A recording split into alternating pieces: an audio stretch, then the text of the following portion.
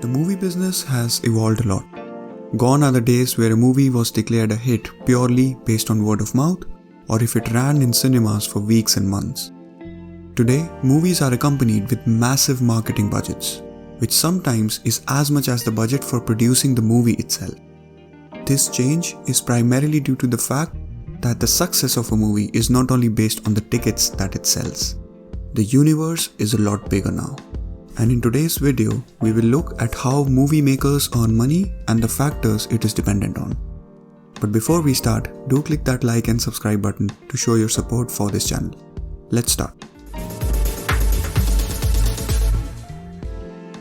Money making in the movie business is not nearly as straightforward as the early days of cinema, when a movie could come out in theaters, make the vast majority of its revenue via ticket sales, and then just disappear.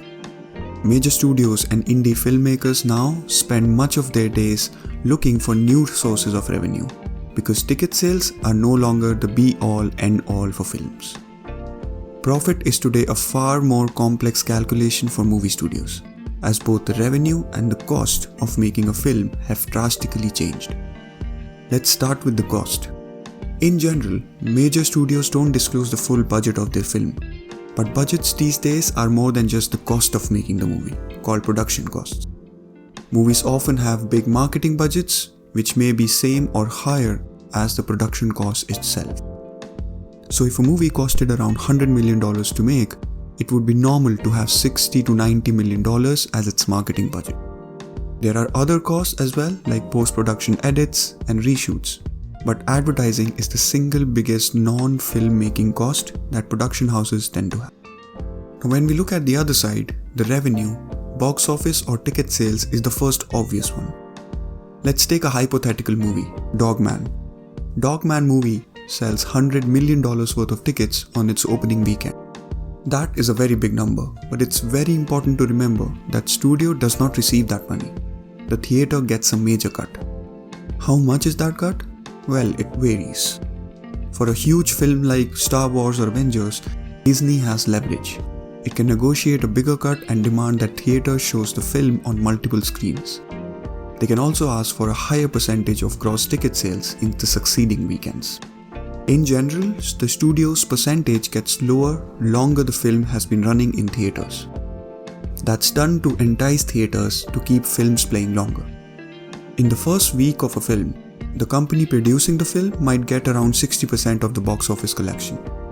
That means that on the shocking $100 million sales in revenue for Dogman, the company that made that film only gets about $60 million. The foreign box office is the second route to revenue, and it works very similar to the domestic box office, the only difference being taxes. Now, a movie isn't done once it leaves the theaters.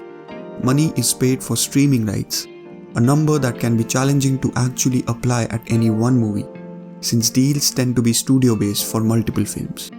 Think Warner Brothers for the Harry Potter series. There are also DVD sales, rentals, pay cable window, and then maybe a broadcast deal. This is the second biggest revenue usually for movies. For smaller indie movies who might not have the marketing budget to create hype, this is usually the highest revenue stream and an important variable in the profit calculation. Last but not the least is merchandising, if applicable. Merchandising became a real channel with Star Wars. Since 1977, the franchise has made billions in revenue from toys alone, not to mention licensing income from other third-party companies. So the bottom line is that ticket sales alone don't drive revenue.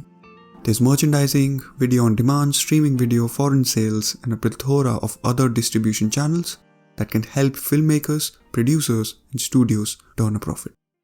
I hope you enjoyed this video, and if you did, do drop in a like and subscribe for the channel. Thank you for watching.